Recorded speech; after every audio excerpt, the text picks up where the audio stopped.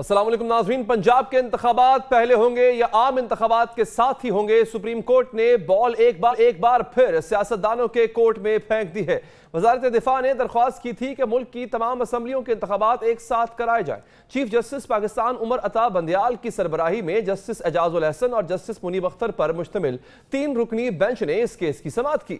Chief justice ने वजारत दिफा की दरख्वास्त तो नाकाबिल समाअत करार दी है, ताहम यह भी कहा है कि तमाम सियासी जमातें एक मौक़िफ़ पर आ जाएं तो अदालत गुंजाइश निकाल सकती है। समाअत के आगाज पर चीफ जस्टिस उमर अता बंदियाल ने दुआ की, मौला हमें सही फैसले करने की हिम्मत दे, हमें नेक लोगों में शामिल कर, जब हम चले जाएं तो हमें अच्छे अल्फाज में याद किया जाए। जब अटॉर्नी जनरल ने वजारत खजाना की रिपोर्ट पढ़ी तो चीफ जस्टिस ने रिमार्क्स दिए। अदालत को कहा गया था जिमनी ग्रांट के बाद मंजूरी ली जाएगी, इसके बरअक्स मामला ही पार्लियामेंट को भिजवा दिया गया। क्या इलेक्शन के लिए ही ऐसा होता है या आम हालात में भी ऐसा होता है? अटॉर्नी जनरल ने बताया कि कायमा कमेटी ने हुकूमत को हिदायत जारी की थी। जस्टिस मुनीब अख्तर ने कहा कि कायमा कमेटी में हुकूमत की अक्सरियत है, हुकूमत को ग्रांट जारी करने से कैसे रोका जा सकता है? जब आइन हुकूमत को इख्तियार देता है तो असेंबली करारदाद कैसे मंजूर कर सकती है? अटॉर्नी जनरल ने कहा बाद में ग्रांट की मंजूरी लेने में खतरा था। जस्टिस मुनीब अख्तर ने पूछा क्या बजट के वक्त हुकूमत की अक्सरियत नहीं होनी थी? जो बात आप कर रहे हैं वो मशकूक लग रही है। क्या कभी जिमनी ग्रांट की मंजूरी लेने में हुकूमत को शिकस्त हुई? वफाकी हुकूमत की असेंबली में अक्सरियत लाजमी है, हुकूमत की ग्रांट असेंबली से कैसे मुस्तरद हो सकती है? अटॉर्नी जनरल ने कहा ग्रांट मंजूरी का असल इख्तियार पार्लियामेंट को है। ग्रांट जारी होने के बाद मंजूरी न मिले तो अखराजात गैर आइनी होते हैं। जस्टिस मुनीब अख्तर ने कहा कि अगर हुकूमत संजीदा होती तो क्या जिमनी ग्रांट मंजूर नहीं करवा सकती थी? अटॉर्नी जनरल साहब समझने की कोशिश करें, मामला बहुत संजीदा है। चीफ जस्टिस ने कहा इस मामले के नताइज गैर मामूली हो सकते हैं, फिलहाल गैर मामूली नताइज पर नहीं जाना चाहते, हुकूमत को अदालती अहकामात पहुंचा दें। चीफ जस्टिस ने कहा इलेक्शन कमीशन कहता है अक्टूबर तक इलेक्शन नहीं हो सकते। कमीशन ने एक साथ इलेक्शन कराने का भी कहा है। इस बात पर कई सवालात जन्म लेते हैं। इलेक्शन कमीशन की ऑब्जर्वेशन की बुनियाद सिक्योरिटी की अदम फराहमी है। चीफ जस्टिस ने पूछा मुल्क में दहशतगर्दी तो कब से जारी है, अब ऐसा क्या मुनफरिद खतरा है जो इलेक्शन नहीं हो सकते? जस्टिस एजाजुल अहसन ने भी कहा बरतानिया में तो जंग के दौरान भी बरवक्त इंतखाबात हुए।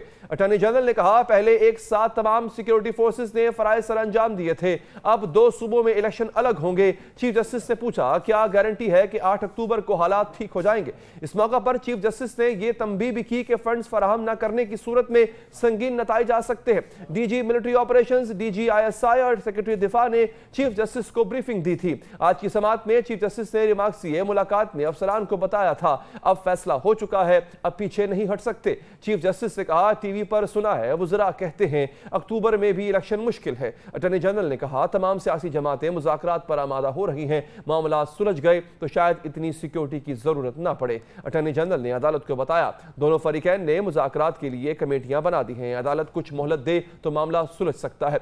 चीफ जस्टिस उमर अता बंदियाल ने कहा अटॉर्नी जनरल की बात में वजन है, मुंजमद सियासी निजाम चलना शुरू हो रहा है, सियासी जमातें एक मौका पर एक मौक़िफ़ पर आ जाएं तो अदालत गुंजाइश निकाल सकती है।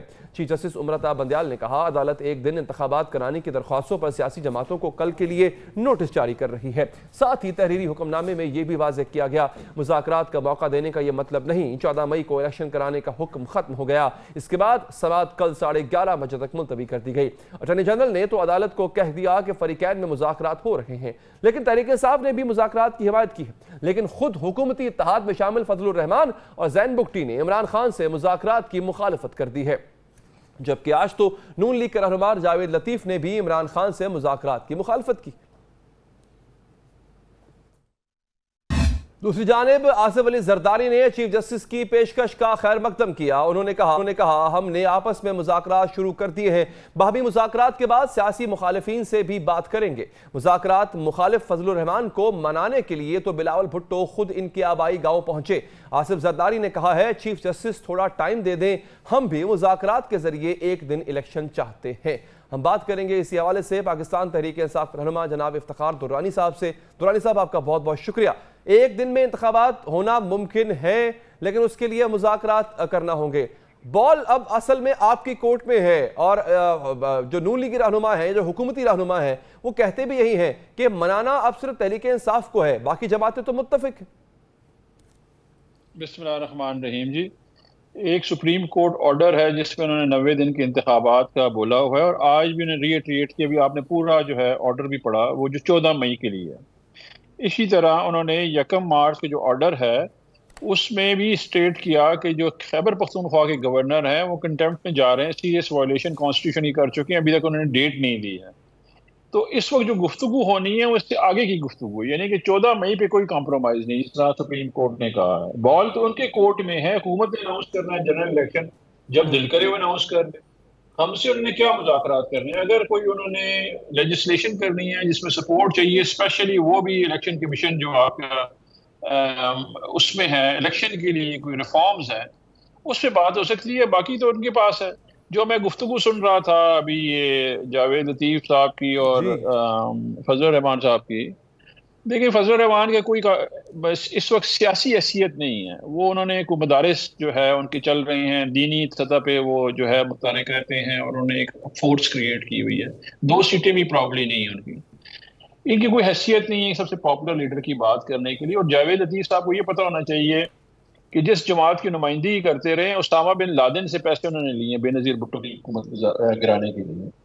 आबिद बॉक्सर कहता है 950 पुलिस मुकाबले करवाए और बंदे मरवाए हैं इन लोगों ने। हम्म। तो अगर ये गुफ्तगू करेंगे कि जी हम दहशतगर्द से बात नहीं कर सकते, ये कोई बात बनती नहीं है। इस मुल्क की जो सियासी अखलाकियात और अखलाकियात के जनाजा निकालने वाली ये पार्टी है जिसका नाम नून लीग है।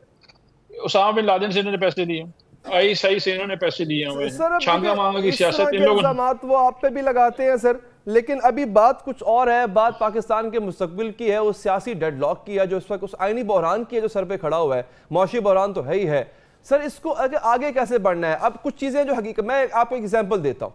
आप एक हकीकत है, आपके मुखालिफिन आपको जो मर्जी कहते फिरे, लेकिन आप एक हकीकत है, आपसे बात करना पड़ेगी इनको। इसी तरह से वो हुकूमत है, वो एक हकीकत, जायज नाजायज एक अलग बहस है, हकीकत है। आप बात करेंगे तभी मामला आगे बढ़ेगा। तो सर अब बॉल अगेन आपके कोर्ट में है, आपकी तरफ से क्या ग्रीन सिग्नल मिल सकता है कि बात आगे बढ़े? देखिए, इसमें बात ही बड़ी सिंपल सी है कि आइन में 90 दिन के इंतखाबात है, इसमें तो कोई दो राय है ही नहीं है। तमाम जो आपकी जुडिशरी है, चाहे वो लॉयर्स हैं, चाहे वो पार्लियामान है, कोई बंदा इस पे ये वो नहीं कह रहा, कॉन्ट्रडिक्ट नहीं कर रहा या ना नहीं कह रहा कि 90 दिन के इंतखाबात हैं। सुप्रीम कोर्ट ने इंस्ट्रक्शन दे दी है, अभी उसमें तो कोई दो राय है नहीं। इस वक्त मसला क्या है? आपने आइन पे अमल दरामद करना है या नहीं करना, ये दो चीजें।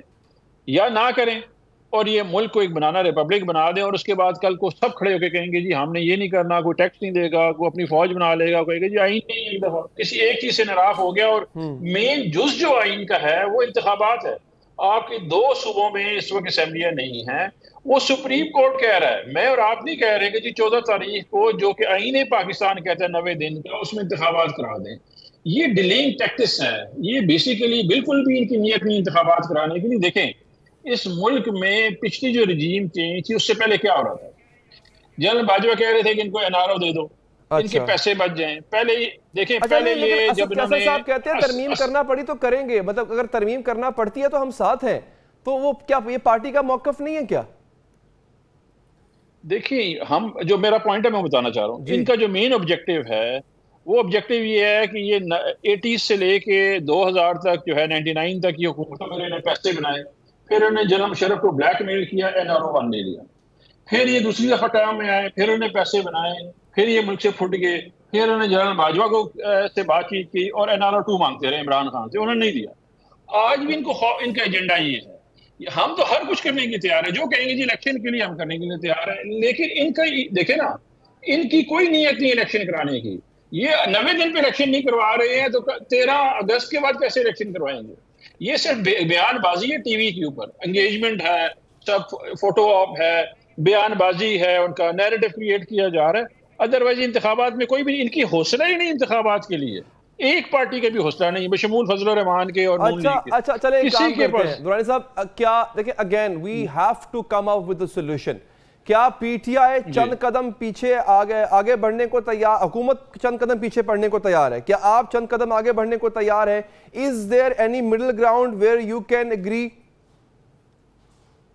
पहले हुकूमत को तो राजी कर लेना। कौन राजी हुई हुकूमत में? वो कह रहे हैं, अभी आपने बताया अपने इंट्रो में कि वो जा रहे हैं फजल रहमान को मनाने के लिए। मुज़ाकरात के लिए तो कोई भी राजी नहीं है। राजी, कहाँ पे? सर नहीं, सर देखिए, वो उनका इंडिविजुअल मौक़िफ़ है, लेकिन इज्तिमाई मौक़िफ़ पीडीएम का ये है कि मुज़ाकरात होने चाहिए और होंगे। जिस दिन मुज़ाकरात की बात हुई अली अमीन गंडापुर को उन्होंने पकड़ लिया, जिस दिन मुज़ाकरात की बात हुई अली जैदी को उन्होंने पकड़ लिया, जिस दिन मुज़ाकरात की बात हुई इन्होंने अजहर मशवानी को उठा लिया। ये रोज के साथ 3000 बंदे इन्होंने गिरफ्तार किया। तो सर वो इधर रोज के हिसाब तो है ना, आपकी तरफ से भी तो ये खबरें आ रही हैं कि आपकी शर्तों में से एक शर्त यह है कि मुकदमात वापस हों, जो गिरफ्तार हैं वो छूटें। तो सर ये सब कुछ मुज़ाकरात से ही मुमकिन हो पाएगा ना? देखिए, हमने कोई शर्त नहीं रखी हुई है। हमारे तो अदालतों में केसेस हैं, सब फ्रिवलेस हैं, और अदालतों को भी पता है कि फ्रिवलेस केसेस हैं। ये बेसिकली आप कहते हैं मिस यूज ऑफ अथॉरिटी और लॉ का मिस यूज किया गया है। बगावत के मुकदमे बनाए हुए हैं हमारे ऊपर, जो इंसाइटमेंट के मुकदमे बनाए हुए हैं, टेररिज्म के मुकदमे बनाए हुए हैं। अब ये मुकदमे तो नहीं है ना जी, ये मुकदमे तो उन्होंने इसलिए किए हुए कि हमें पोलिटिकली प्रेशराइज करें, विक्टिमाइज करें, उसमें तो वो निकल आएगा। लेकिन इनका इंटेंट मैं बता रहा हूँ। पॉइंट ये नहीं है कि मेरा क्या पॉइंट, मैं क्या कह रहा हूँ। पॉइंट ये कि इनकी नीयत नहीं है, ये टीवी की बयानबाजी है। मुझे एक बंदा बता दें जो कह रहे हैं मुज़ाकरात करना चाह रहे हैं, बशमूल वजीर आजम के, मुझे बता दें जो कह रहे हैं मुज़ाकरात करेंगे, वो आके बताएंगे जी ये पार्टी सीरियस नहीं मुज़ाकरात करने के लिए। इन्होंने 2014 में ये कर दिया, उन्होंने 2000 सारा दिन तो रोते धोते रहते हैं, R&D लगा रहता है, रोना धोना। वो मरियम औरंगजेब आती है, रोना धोना लगी रहती है, शहबाज शरीफ आता है, रोना धोना। ये 14 पार्टियां बैठ के रो इसलिए रही है कि जी इमरान खान आपने बात नहीं करनी, मैं यानी कि आपकी बात से ये आइडिया ले लूं कि आपने नहीं करनी बात। मैं ये कह रहा हूं मुझे एक सीरियस, हम बात करने की तैयार है। एक सीरियस बंदा बता दें हुकूमत में, राना सनाउल्लाह कहते हैं इसको कुचल दो। अभी उससे क्या बात करें, मुझे बताया ना जी। आप एजेंडा लेके आए, आप कहें जी हमने बात करनी। अभी ये जमात इस्लामी से हमने बात नहीं की है, सराजुल हक आए, हमने बातचीत की उनसे ना। अच्छा, तो हम क्यों नहीं बात करें? सियासी कुव्वतों से बातचीत होती है, लेकिन आप डिफिनेट एजेंडा लेके आते हैं। अच्छा चलें, एक और काम करते हैं, कि एक और हाइपोथेसिस डिस्कस करते हैं सर आवाम की। उसके लिए आवाम चले थोड़ी सी सुकून में आ जाएगी कि मैं एक लम्हे के लिए मान लिया, और मैं मान इसलिए रहा हूँ क्योंकि इनको ये करना पड़ेगा, they have to come on neutral ground.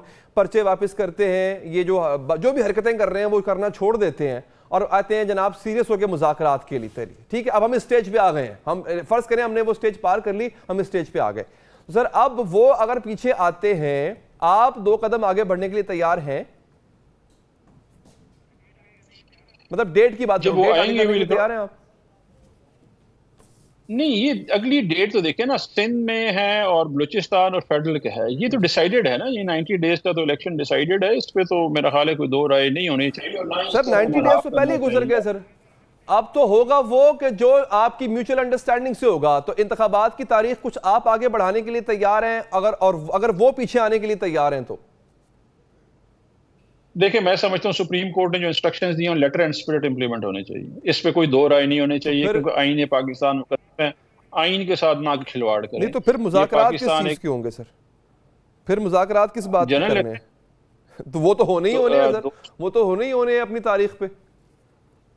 13 तारीख को कर लें। देखिए ना, हमने तो असेंबली इसलिए तोड़ी कि इन्होंने कहा कि हम जनरल इलेक्शन अनाउंस करेंगे। ये बार बार आके टीवी पे कहते थे असेंबलियां तोड़े हम जनरल इलेक्शन देते हैं, असेंबलियां तोड़े हम जनरल इलेक्शन अनाउंस कर दें। हमने असेंबलियां तोड़ दी, असेंबलियां तोड़ दी, अभी कह रहे हैं जी फिर आ जाए हम अब उस पर बात करें। ये तो कहीं पर रुक नहीं रहे ना जी। इनमें से कहीं एक बंदा मुझे बता दें कि जो सीरियस है ये कहने के लिए कि हम इलेक्शन कराना चाह रहे हैं, इनमें कोई नहीं है, ये नॉन सीरियस है। ये तो सुप्रीम कोर्ट ने भी कह दिया ना कि अगर जमातें आपस में बैठ के कोई तय कर ले मामला तो हम भी उसके लिए तैयार हैं। आप कह रहे हैं कि हम सुप्रीम कोर्ट के फैसले पर ही अमल करेंगे, सुप्रीम कोर्ट लचक दिखा रहा है, आप नहीं दिखा रहे सर। खैर बहुत बहुत शुक्रिया दुरानी साहब, आपने प्रोग्राम के लिए वक्त निकाला। यही सवाल हम हुकूमत से भी करेंगे। हमारे साथ वज़ीर आज़म के कोऑर्डिनेटर जनाब राना एहसान साहब भी होंगे और थोड़ी देर में हैदर वहीद साहब होंगे, उनसे पूछेंगे कि कानून क्या कहता है। अगर सियासी जमातें कोई फैसला कर लेती हैं तो तब कानून क्या कहता है। इस वक्फे के बाद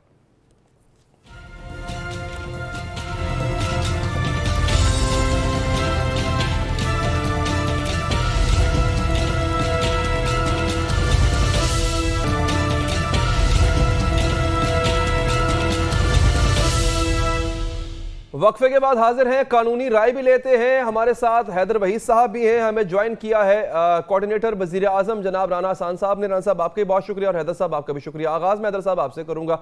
सर सवाल मेरा ये है कि अदालत ने कह दिया 14 मई 7 मई, लेकिन यह भी कह दिया कि जो जमातें फैसला कर लें उस पर भी हम रिकंसिडर करेंगे उसको।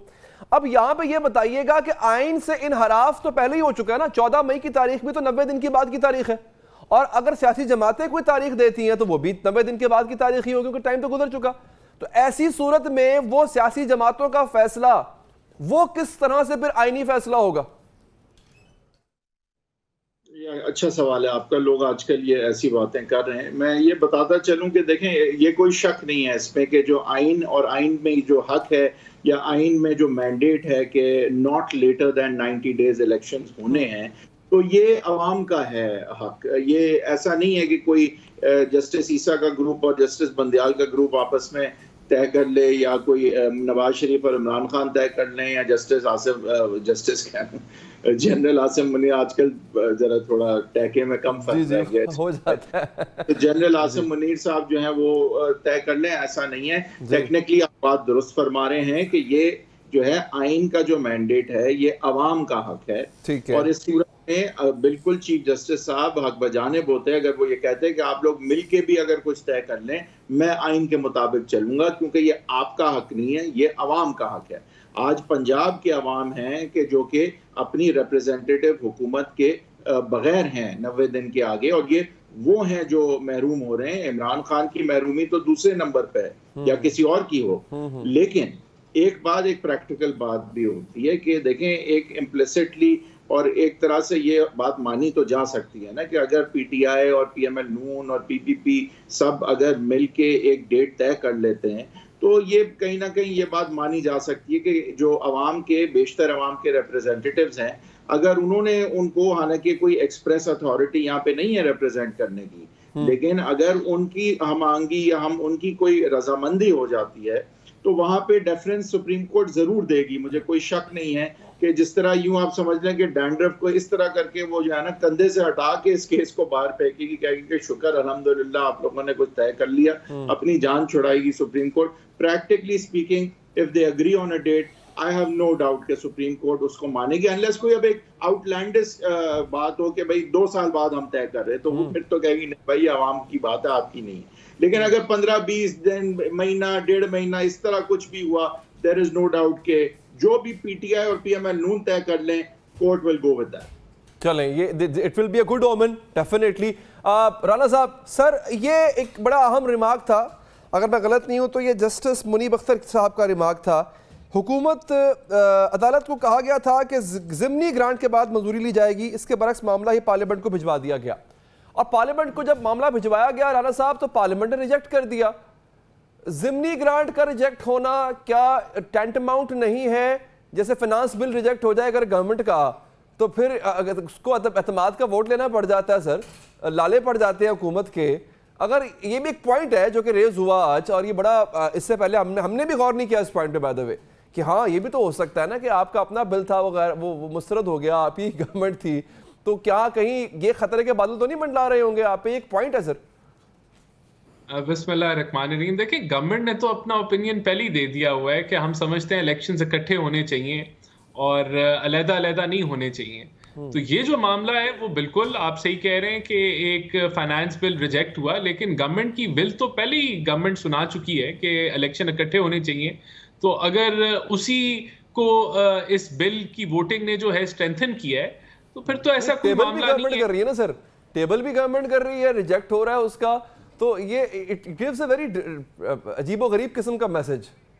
देखिए, ये मैं समझता हूं कि ओवर स्ट्रेच करके कोई एक वो पॉइंट कोई प्रूव करना चाह रहे हैं जो होएगा नहीं, कोई इसका कोई मकसद कोई बनता नहीं है। गवर्नमेंट की विल तो क्लियर है, ये तो डायरेक्शन थी सुप्रीम कोर्ट की कि आप ये पैसे अरेंज करें, तो पैसे अरेंज करने का हमने ये एक आईनी तरीका बिल्कुल था कि हम इसको पार्लियामेंट के सामने भेज दें। पार्लियामेंट ने रिजेक्ट कर दिया, और वो जवाब जो है वो हमने जो है वो जमा करा दिया ईसीपी को, तो आगे उसने सुप्रीम कोर्ट को करा दिया। तो मेरा नहीं ख्याल कोई ऐसा मामला है। लेकिन जो आपका पिछला सवाल था, अगर मुझे इजाजत दें उस पर कमेंट करने के लिए, तो ये बिल्कुल ये लगता है ऐसा है कि अगर आप पीटीआई को मना लेंगे किसी इलेक्शन डेट के लिए, तो मामला जो हैं वो हल हो जाएंगे। लेकिन फिर अवामी मुस्लिम लीग का क्या, अगर उसका अलहदा कोई फैसला आ जाएगा, ए या एक्स जमात जो नहीं लेकिन वो रजिस्टर्ड जमात है, उसका कोई अलहदा फैसला आ जाएगा, वो ना माने, तो फिर क्या होगा? तो फिर तो ये बड़ी अजीब सा फैसला है कि आप एक स्पेसिफिक जमात को अगर मना लेते हैं तो सारे मुल्क के मसाइल। यहाँ तो सवाल ये है राणा साहब कि इसमें तो ये फैसला तो पार्लियामानी जमातों को करना चाहिए।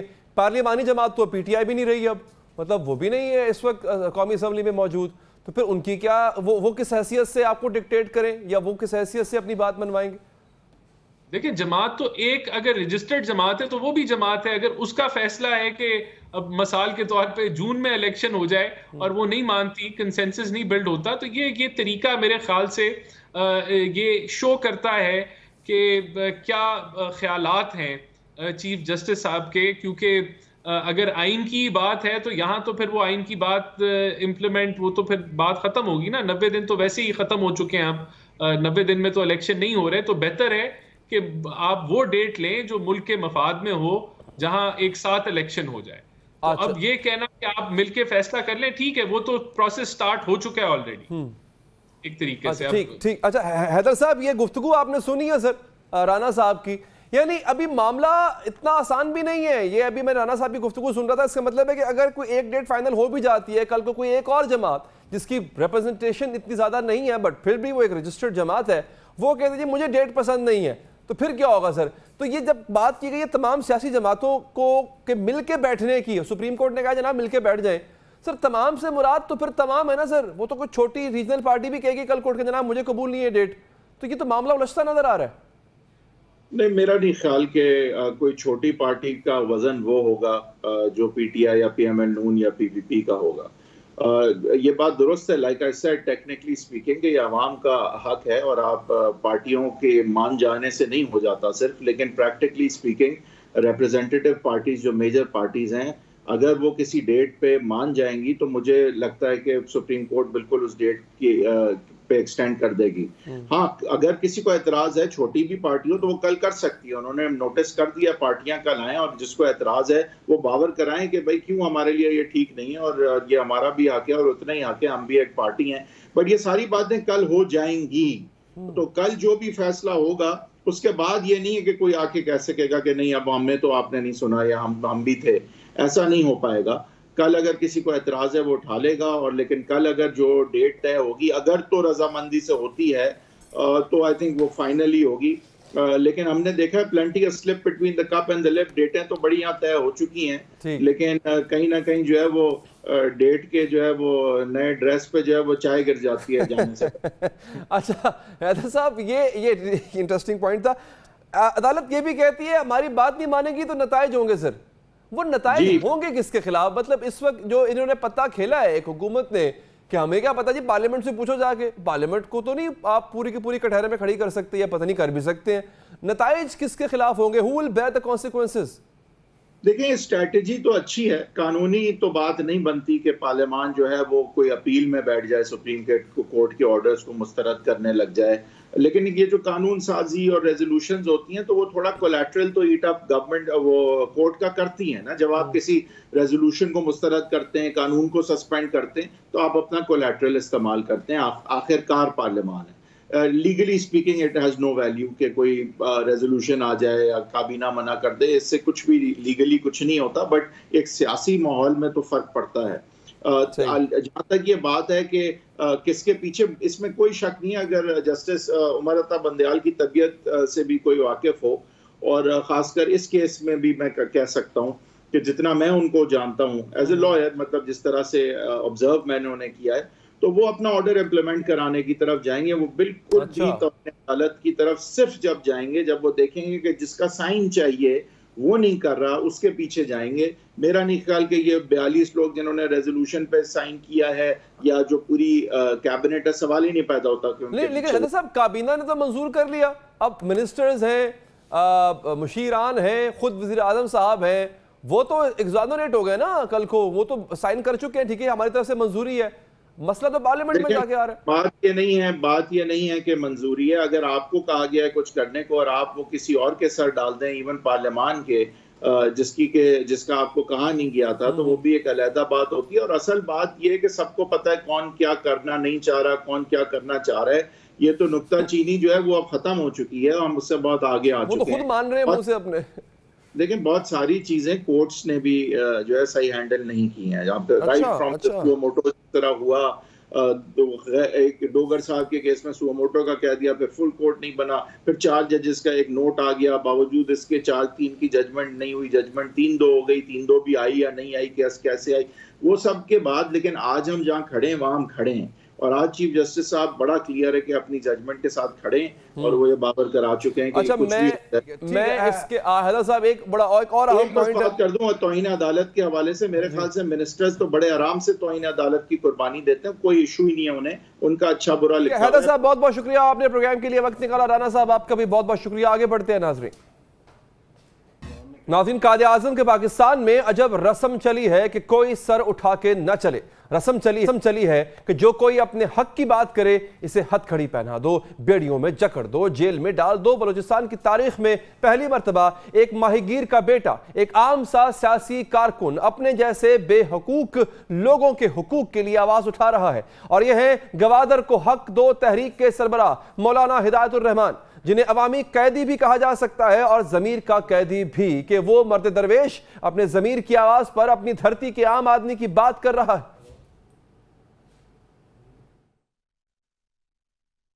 यानी ये शख्स हुसैन के इनकार की तरह डटा हुआ है। मौलाना हिदायतुर रहमान को इस साल 13 जनवरी में गिरफ्तार किया गया था। उन पर जलाओ, घिराव और पुलिस एहलकार के कत्ल समेत दर्जन से जायद मुकदमा दर्ज है। पुलिस से पिछले साल 26 दिसंबर को गवादर को हक दो तहरीक की जानिब से 2 माह से जारी धरने को खत्म कराने के लिए क्रैकडाउन शुरू किया था और सिर्फ 5 दिनों के दौरान गवादर को हक दो तहरीक के मुतादिद रहनुमाओं समेत 100 से जायद कारकुनों को गिरफ्तार किया गया था। जी हाँ नाज़रीन, इस गिरफ्तारी के दौरान भी तशद्दुद भी किया गया। इस दौरान पुलिस और मुजाहिरीन के दरमियान तसादुम भी हुआ और सरकारी अमलाक को नुकसान पहुंचा, जबकि फायरिंग के नतीजे में एक पुलिस एहलकार भी जाँ बहक हुआ। बलूचिस्तान हुकूमत ने पुलिस एहलकार की मौत का जिम्मेदार मौलाना हिदायतुर रहमान को करार देते हुए इनके खिलाफ मुकदमा दर्ज किया और इनकी गिरफ्तारी के लिए मुख्तलिफ मकामात पर छापे भी मारे थे। यूं मौलाना हिदायतुर रहमान गवादर के हुकूक के लिए आवाज बुलंद करते करते जेल की सराहों के पीछे पहुंच गए।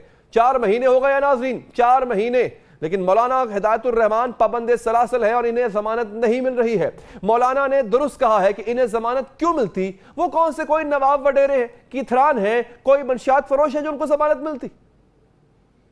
मौलाना हिदायतुर रहमान ने दुरुस्त कहा है कि यहां तो जो करप्शन करे इसके सर पर ताज सजा दिया जाता है और वो टीवी पर बैठकर कहे लगाता है और फिर यह सवाल भी करता है कि यह कैसा निजाम सलूक किया जाता है। एक जानिब आपके सामने इमरान खान यानी पंजाब का सियासतदान है, एक जानिब आपके सामने बलूचिस्तान का सियासतदान है। ठीक है, माना कि पंजाब के सियासतदान के साथ भी अवाम है, लेकिन क्या बलूचिस्तान की सियासतदान के पीछे अवाम का जम्मे गफीर नहीं है? आप देख सकते हैं टेलीविजन पे मुसलसल मैराथन ट्रांसमिशंस करके दिखाया जाता है, बताया जाता है, फूलों की उसकी गाड़ी पे फूल निछावर किए जाते हैं, उसकी सिक्योरिटी का इंतजाम किया जाता है। लेकिन दूसरी जानिब ये हथकड़ी लगा, ये बलूचिस्तान का सियासतदान है, इसके साथ भी उतनी ही आवाम खड़ी है, लेकिन क्या उसके साथ वो सलूक हो रहा है जो पंजाब के सियासतदान के साथ होता है? अवाम के हक की बात भले वो भी कर रहा होगा, लेकिन बलूचिस्तान का सियासतदान भी अवाम के हक की बात ही कर रहा है। शायद ये कभी आपने देखा नहीं या शायद कभी दिखाया नहीं गया कि खवातीन का इससे बड़ा जम्मे गफीर आज तक रैली की सूरत में किसी सियासतदान के हक में नहीं निकला जितना मौलाना हिदायतुर रहमान के हक में निकला। आप ये दोनों तरफ के मुजाहरे दिखाएं, एक तरफ सुप्रीम कोर्ट के अहाते को तोड़ के कानून को रौंद के अंदर जाया जा रहा है, एक तरफ पुरअमन मुजाहरे हो रहे हैं, ये जलाओ घिराव देख रहे हैं, ये आप आंसू गैस देख रहे हैं, ये आप पथराव देख रहे हैं, बल्कि ऊपर वाली स्क्रीन पे जो पुरअमन एहतजाज देख रहे हैं, ये अवाम का समंदर देख रहे हैं आप। जी हाँ, ये किसी और मुल्क के मनाजिर नहीं है, ये बलूचिस्तान है, आपका अपना बलूचिस्तान। ये एहतजाज जिसमें खवातीन, बच्चे, बूढ़े सब शामिल हैं, ये कौन है? ये बलूचिस्तान के शहरी हैं, ये पाकिस्तानी है। एक गमला भी नहीं तोड़ा उन्होंने। नीचे देखिए पंजाब के सियासतदान के हक में क्या कुछ हो रहा है, पुलिस की गाड़ियां तोड़ी जा रही हैं, डंडा बरदार, ये भी पाकिस्तानी है। वो जो ऊपर अपनी मां बहनों के साथ एहतजाज करने निकले हैं अपने लीडर के हक में, उसकी नाजायज गिरफ्तारी के खिलाफ, वो भी पाकिस्तानी है। एक तरफ आग है, ऊपर सफेद झंडे हैं, अमन है, लेकिन मसला ये है कि जो नीचे आप देख रहे हैं मनाजिर, वो पंजाब के हैं। वहां पे सियासत ग्लैमराइज्ड है, वहां पे सियासत के अंदर एक अजीब किस्म का सेंसेशनलिज्म पाया जाता है, सनसनी पाई जाती है। बलूचिस्तान की बात कोई क्यों करेगा? बलूचिस्तान को पाकिस्तान का हिस्सा थोड़ा ही ना रह गया है? क्या हम अपने दिलों से बलूचिस्तान को इस हद तक फरामोश कर चुके हैं कि वहां के मसले हमारे मसले ही नहीं है? वो क्या कर रहे हैं? वो अपने हकूक मांग रहे हैं। वो पानी मांगता है बलूचिस्तान, अमन मांगता है, तालीम मांगता है, आजादी मांगता है। एक बलोच क्या चाहता है? वो आपसे सिर्फ और सिर्फ अपना हक चाहता है। उसने पाला है आपको, उसके नेचुरल रिसोर्सेज पे पूरा पाकिस्तान पलता है। वो चाहता है उसमें से सिर्फ एक छोटा सा हिस्सा, एक जर्रा मुझे दे दो। हम वो तक देने को तैयार नहीं। और जब कोई आवाज उठाता है तो उसको गद्दार कह दिया जाता है। ये जो नीचे मंजर आप देख रहे हैं, इनमें से कोई भी गिरफ्तार नहीं हुआ होगा। जो गिरफ्तार हुए भी छूट गए। वो जो ऊपर मंजर आप देख रहे हैं, इनके साथ पता नहीं अगले दिन क्या हुआ होगा। मेरे पास वो रिपोर्ट भी नहीं है कि मैं रिपोर्ट करूं और बताऊं कि क्या हुआ इनके साथ। बात करेंगे इसी हवाले से। हमें ज्वाइन किया है हमारे स्टूडियोज में कैसर शरीफ साहब ने, जमात इस्लामी के बड़े सीनियर रहनुमा हैं, तर्जुमान हैं, और हिदायतुर रहमान साहब आपका हिस्सा हैं। कैसर शरीफ साहब, ये बात सिर्फ एक जमात की नहीं हो रही है। वो बंदा जो है, वो बंदा ये नहीं कह रहा कि मेरी सियासी जमात या मेरी सियासी कोई कोशिश है। प्रॉब्लम सर ये है कि पाकिस्तान के लिए आप आवाज़ उठा रहे हैं। आप लोगों ने जिस तरह से मुल्क की सियासत के अंदर जो बहरान है उसको ख़त्म करने का बीड़ा उठाया, उसके लिए आपको सलाम है। अल्लाह का शुक्र है किसी ने इनको, पंजाबी में कहते हैं ना, मत दी कि भाई लड़ो नहीं, मिलके बैठ के बात करो। लेकिन सर ये भी आपका हिस्सा है। ये बलोच जो देख रहे हैं आप सड़कों पे, ये भी आपका हिस्सा है। जमात इस्लामी इनके लिए सड़कों पर क्यों नहीं निकल रही? अगर वो आपके लिए सड़कों पर निकल रहे हैं, वो आपके एक छोटे से सियासी कारकुन के लिए जम्मे गफीर निकल सकता है, तो पूरी जमात इस्लामी इस आदमी के लिए क्यों नहीं निकल सकती? सर बिस्मिल्लाहिर्रहमानिर्रहीम। बहुत शुक्रिया अली हैदर साहब, ये बड़ा अहम सवाल आपने उठाया है। बलूचिस्तान के हालात तो ऐसे हैं कि वहाँ पर जुल्म की इंतहा ये है कि जायज़ जो आपके मुतालबात हैं, पुरअमन एहतजाज भी जो है वो नहीं किया जा सकता। और ये लम्हा फ़िक्रिया है हमारी गवर्नमेंट के लिए। बल्कि अगर माजी में देखें तो वहाँ की इस्टेब्लिशमेंट हो, वहाँ के सरदार हों, PDM की हुकूमत हो, पीपल्स पार्टी की हुकूमत हो या PTI की हुकूमत हो, किसी ने भी बलोच अवाम को जो है उसके जायज़ और ज़रूरी हुकूक जो हैं वो नहीं दिए। अल्लाह का शुक्र है, हिदायतुर रहमान बलोच साहब ने एक, जिस तरह आपने पूरी ब्रीफिंग दी, एक आम आदमी ने खड़े होकर अपने हक़ की बात की और तालीम की बात की, साफ़ पानी की बात की, मछेरों के लिए वहाँ के रोज़गार की बात की। उसका जो समंदर था। सवाल मेरा ये है सर कि ये तो कर रहा है एक अकेला आदमी, मैं कह रहा हूं कि पूरी जमात की। देखिए, जमात इस्लामी यहाँ मौजूद है। कुछ दिन पहले अमीर जमात इस्लामी पाकिस्तान ने, सराजुल हक साहब ने कोयटा में एक धरने से ख़िताब किया। वो जो धरना था वो मौलाना हिदायतुर रहमान बलोच साहब और उनके साथियों की गिरफ़्तारी के हवाले से ही था। और ये ऐलान किया और एक अल्टीमेटम जो है वो दिया गया कि अगर उनको, जो बेकसूर लोग हैं, जिनका कोई कसूर भी नहीं है और नजायज़ मुकदमात जो हैं वो बना दिए गए हैं, अगर उनको रिहा ना किया गया, मेरी अर्ज़ सुन लें, अगर उनको रिहा ना किया गया तो 1 मई से जमात इस्लामी एक पूरी तहरीक लॉन्च कर रही है। और हिदायतुर रहमान बलोच साहब और उनके साथियों की रिहाई के लिए 1 मई को सराजुल हक साहब जो हैं वो ग्वादर में अवामी एहतजाज में शरीक होंगे। और वहाँ पर वो 1 मई को, मैं अर्ज ये कर रहा हूँ सर, वो आपकी बात ठीक है। आपने जब सियासी जमातों को इकट्ठा करने के लिए कोशिश की, अल्लाह जानता है पूरी दुनिया ने देखा, आप उस दिन टॉक ऑफ द टाउन रहे, अब तक टॉक ऑफ द टाउन है। ये पावर है जमात इस्लामी के बाद, मुझे पता है। लेकिन जमात इस्लामी ने क्या उस शद्दो-मस्त से इस आदमी के लिए, इस आदमी को छोड़े आप, ये अकेला तो है ही नहीं, ये हुकूक बलूचिस्तान की बात हो रही है, हुकूक गवादर की बात हो रही है, क्या इसके लिए जमात इस्लामी ने आवाज उठाई? मैं आपसे आज मेरी आवाज फिर भी आपकी आवाज से ज्यादा थी आज के। देखिए, जमात इस्लामी की आवाज जो है वो बड़ी जोरदार आवाज है। हमने पूरे मुल्क में भी एहतजाज किया, लेकिन अली हैदर साहब, हमारे एहतजाज का, हमारी आवाज़ का एक तरीका है। हम असूलों पर चलने वाले लोग हैं, हम तोड़ फोड़ नहीं करते, हम जलाओ गिराओ नहीं करते। इसका खुद आपने अपनी रिपोर्ट में इजहार किया। पूरे मुल्क में जो है वो हिदायतुर रहमान बलोच साहब के लिए एहतजाज किया, अवाम निकली, अवाम ने आवाज़ बुलंद की, बलूचिस्तान के हकूक़ के लिए आवाज़ बुलंद की। लेकिन मैं आपको बता रहा हूँ, मैं अर्ज़ कर रहा हूँ कि 1 मई के बाद आप देखिएगा कि पूरी जमात इस्लामी नहीं बल्कि पाकिस्तानी अवाम जो है वो हिदायतुर रहमान बलोच के साथ खड़ी होगी और उसको लीड वही फ़र्द करेगा जो डायलॉग की इस फ़ज़ा को लीड कर रहा है, जो मुल्क को पुरअमन बनाने के लिए आगे बढ़ रहा है, जो मुल्क में एक दिन जो है वो इंतखाबात करवाने के लिए राह हमवार कर रहा है। वो उस फ़र्द का नाम है सिराजुल हक, अमीर जमात इस्लामी पाकिस्तान। वो 1 मई को ग्वादर में इन्हीं बहनों, बच्चों और बूढ़ों के साथ और नौजवानों के साथ वहां मौजूद होंगे। मैं ऐलान करता हूं, मैं बगैर कैसर साहब से ये परमिशन लिया ऐलान कर रहा हूं, 1 मई को इंशाल्लाह कैसर साहब ऐसे ही मेरे प्रोग्राम में बैठे होंगे और हमें बात कर रहे होंगे। इंशाल्लाह मुझे उम्मीद है कैसर साहब अपने वादे पे पूरा उतरेंगे। बहुत बहुत शुक्रिया कैसर शरीफ साहब, आपने प्रोग्राम के लिए वक्त दिया। एक वक्फा लेते हैं नाज़रीन, वक्फे के बाद हाजिर होते हैं।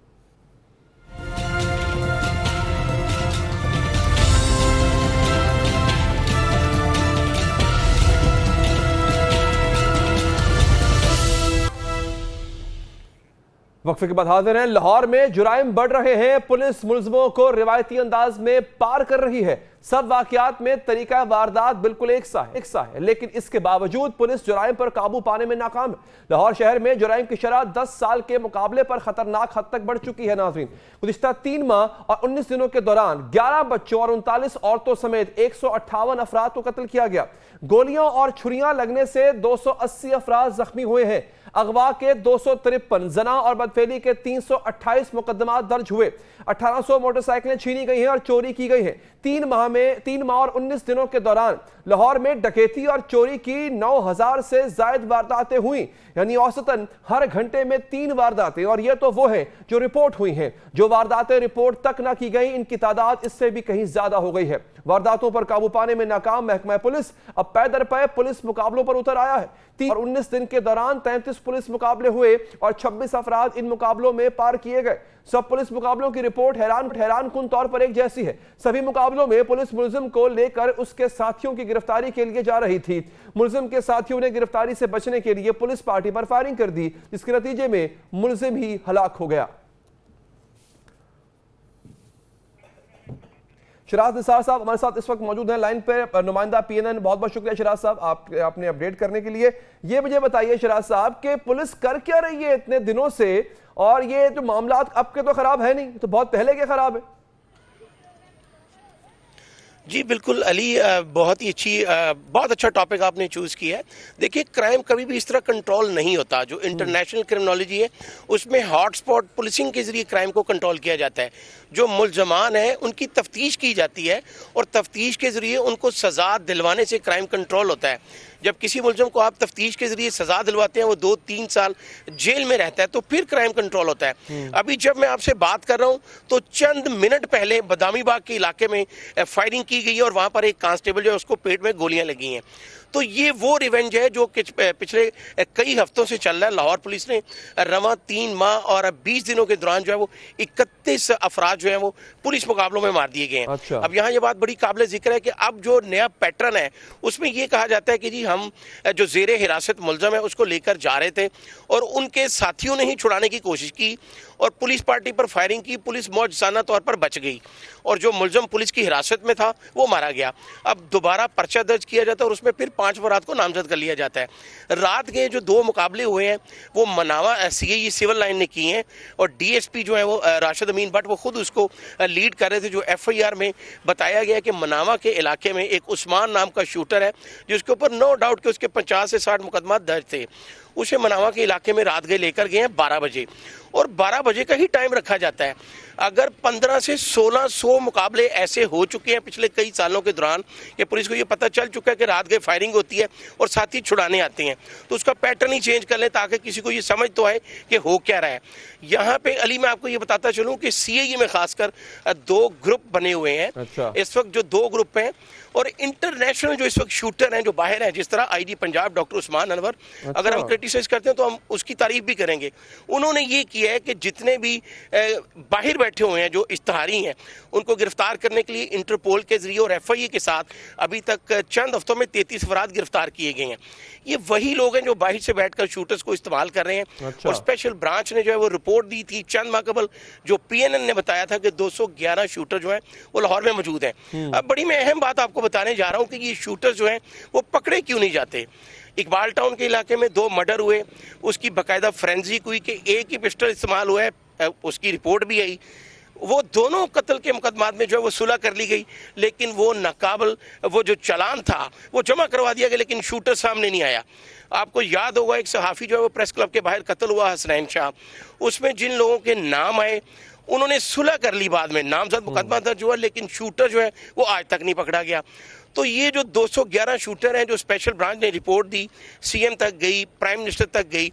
अब बात तो सोचने वाली ये है कि स्पेशल ब्रांच को या बाकी इदारों को ये भी बताना चाहिए कि इन शूटरों की सरपरस्ती कर कौन रहा है। अगर वो लाहौर में ही मौजूद हैं, जो लाहौर के बारे में बताया गया है, तो फिर क्राइम कैसे कंट्रोल होगा।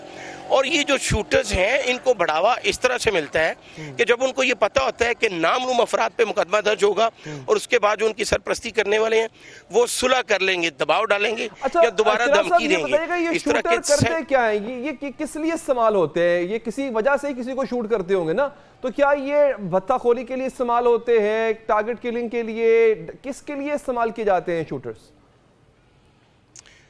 अली, इनको बाकायदा किराए का कातिल कहा जाता है। लाहौर में ऐसे बेशुमार वाक़यात हो चुके हैं जिसमें तफ्तीश भी, अभी चंद रोज कबल एक एसपी जो है वो साबिक एसपी फरज शाह, वो समनाबाद के इलाके में मर्डर होता है। ये बड़ी अहम बात है और बड़े गौर से सुनने वाली है। उसकी जो अपनी भाभी है वो उसको कत्ल करवाती है, साबिक एसपी को।